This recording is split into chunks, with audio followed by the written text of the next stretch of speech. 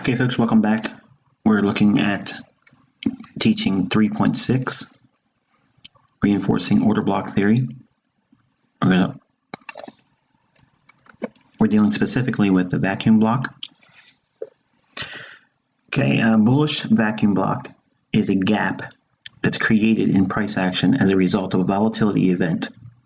The gap forms by a vacuum of liquidity directly related to an event.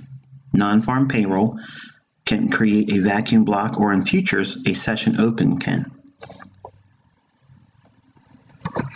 Okay, on the left-hand side here, we have a crude depiction of price action. Short-term lows formed, and this could be if we're trading futures contracts where they have session opens and closes where there's no trading, or if we see a stock, it could be a intraday indice. It could be like S&P 500, or it could be just any old Forex pair. And there may be a large volatility injection coming in the form of a economic calendar release. It could be non-farm payroll. It could be a FOMC related event, anything along the lines of interest rates, or it could be a geopolitical event that was not foreseen, maybe not even on the economic calendar, say a terrorist attack, something of that nature. At any rate, we're going to assume that we see the market gap up. Okay, when we see that gap, the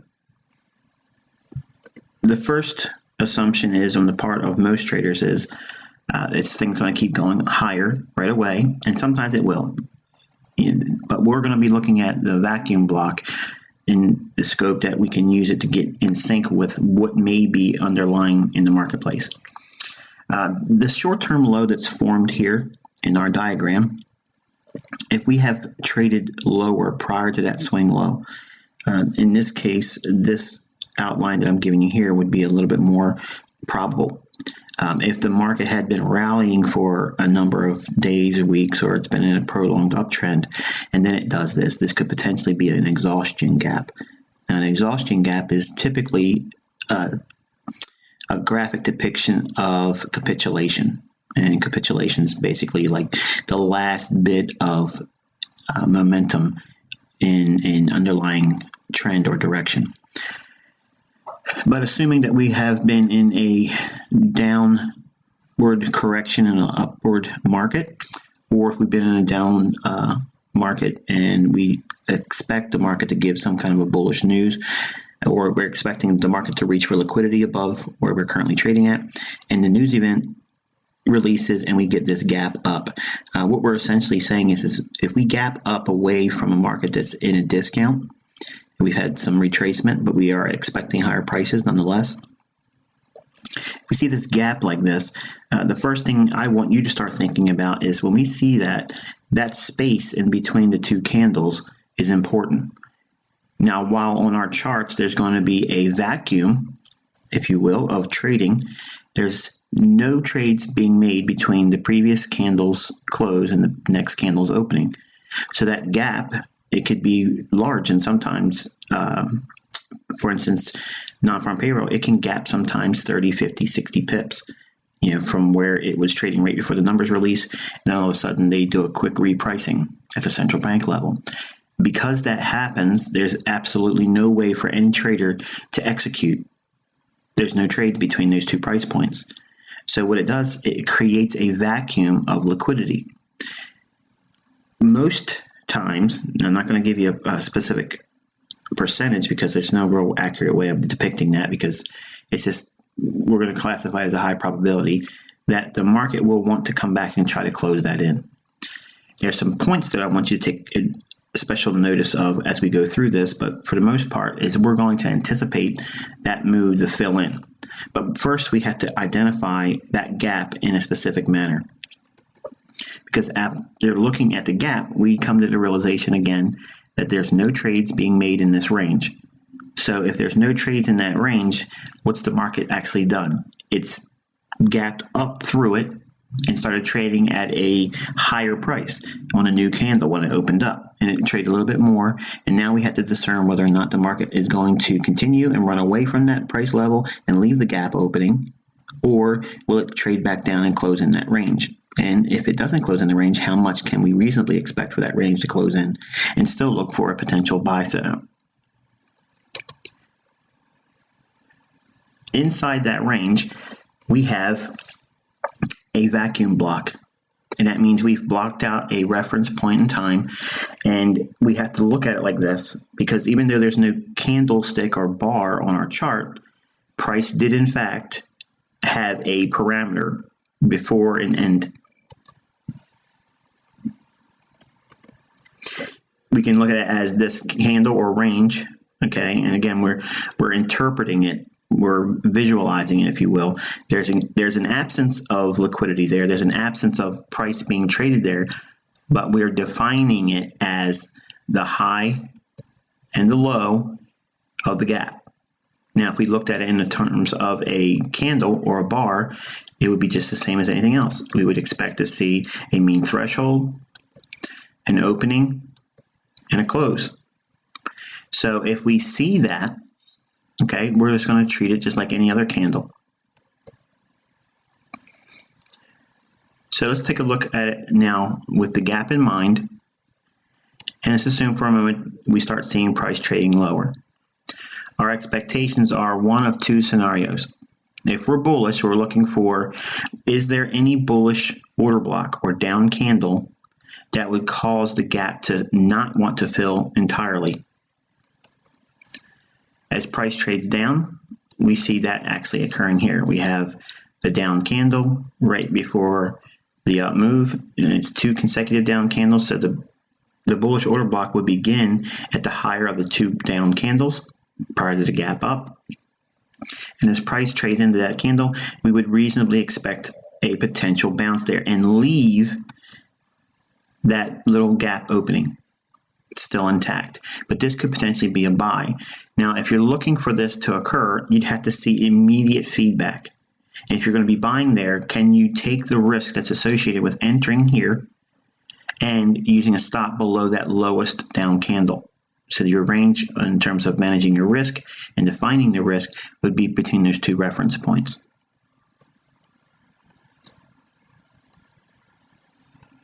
If price was trading lower and we get down to that order block area and we don't want to buy there, say we have a little bit stronger conviction that we'll probably trade back down into the last up candle before the gap.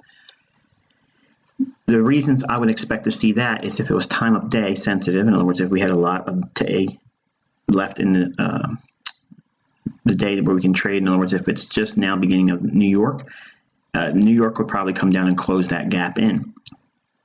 If it was gapped up late in the afternoon, chances are it probably would leave the gap open. But if price trades down into this point here and time of day permits more trading, in other words, if it's still an early New York session or maybe even a London session, that it creates that gap. Highly unlikely that it does it in London. Usually it's a trading event that takes place, but a gap like this usually occurs in the New York session or late New York with FOMC. But generally, at 8:30 news embargo lifts, there is usually markets that cause a gap like this to occur. So we're going to assume that it's still early in New York. 8:30 would be relatively decent in terms of allowing more time for the day to unfold. We could forget the bullish order block level here and anticipate this small little area still to form. But if we are later in, for instance, say it's the 10 o'clock or 11 o'clock hour, and we get this gap, we may end up seeing this portion of the gap to remain open, and that would present us a fair value gap for a later time. We would look for price to at a later time come back and close that in, but leave it open during this specific trading day. Again, that would be our thought process like that if the gap occurs late New York opening or after 10 o'clock in the morning to 11 o'clock in the morning, the news events that usually release there. So we have two reference points here, the opening of the gapped up candle and the close of the up candle right before the gap forms. And again, as price trades lower, boom, it hits that, and we would see a complete closure of the gap. That would be a full return on a vacuum block. In other words, everything has completely been closed in. This whole range here is 100% filled. This is in effect perfect delivery of price.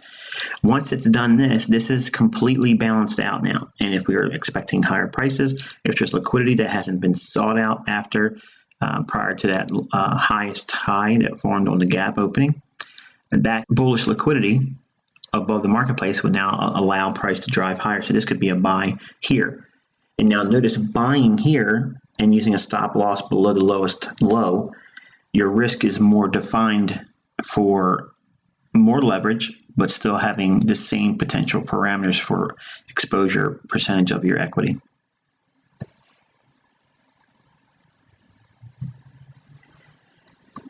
If price was to trade down and hit that level, and we start to see a rally up, we don't want to see price ever come back down below the level that would have caused it to close the gap. When we see this, we're looking for the up candle that formed at the gap. We want to see that low be cleanly broke through. We don't want to see it hesitate here, because otherwise that would be a bearish order block, right? So what we're looking for is we're anticipating the bullishness of this move to drive right on through that last up candle when it gapped up, because now price has already been delivered efficiently. That vacuum of liquidity has been completely balanced out. We traded down with the two down candles that closed the gap. Now we've had a bullish move up. So what has happened? Price has been delivered on the downside to close the gap, and now it's trading up.